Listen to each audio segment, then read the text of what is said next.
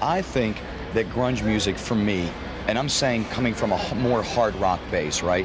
I think it was a true scene. I think it was a scene, it was a breath of fresh air in the music scene. I embraced it for this reason.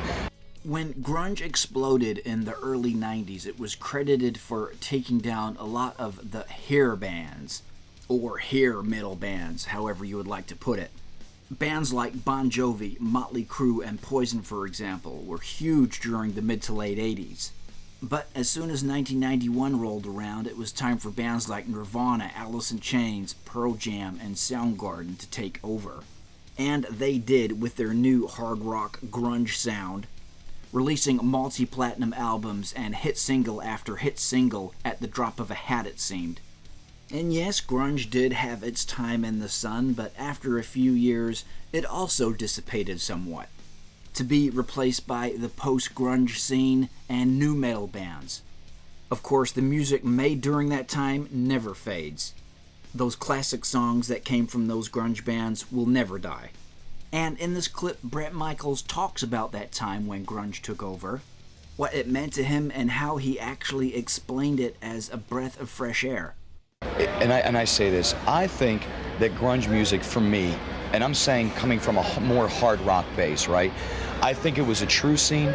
I think it was a scene, it was a breath of fresh air in the music scene. I embraced it for this reason. Alice in Chains, our friends, Jerry Cantrell is a good friend of mine. And the first shows that they did in arena were with Poison. Poison came up to Seattle. We knew this big movement was happening.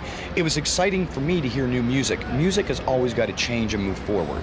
You know, the grunge scene eventually subsided and a new scene came, alternative or punk or whatever the scene was.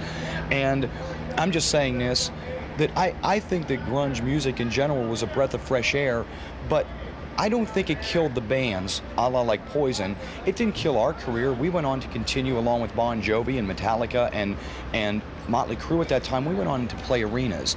I think for some of the bands of our genre that were maybe hanging on by a thread or were imitators, it was going to hurt their career. For me, I'm comfortable in my skin. I like what I do. And I think that the grunge scene was refreshing, but I wasn't going to jump on that bandwagon. I'm just making the music I make, and God bless them, man. Every form of music should have a chance. Again, there's only one thing you can say: if you love what you do, you like making the music you make, and you stick to it, it all comes full circle. You know, I can't run around chasing everything. I surely didn't get into a rock band to please everybody. I got into it for mostly the opposite reason. And you just stick to what you like doing, and that's what matters. So interesting comments there from Bret Michaels. And he's right, I guess. It did kill off some bands who were just hanging on by a thread. But those other bands, the Bon Jovis, etc., they always kept their careers running. May have had a bit of a lull at that time, but never stopped what they were doing. But just shows you the impact of that grunge scene. The massive impact that it had on the music industry, just turned it upside down totally. You had Nirvana knocking acts like Michael Jackson off the top of the charts. I mean, that just doesn't happen, right? So, as I say, the grunge scene, it had its time in the sun. And now we're into the new millennium, and you've got all sorts of different types of music out there. It always changes.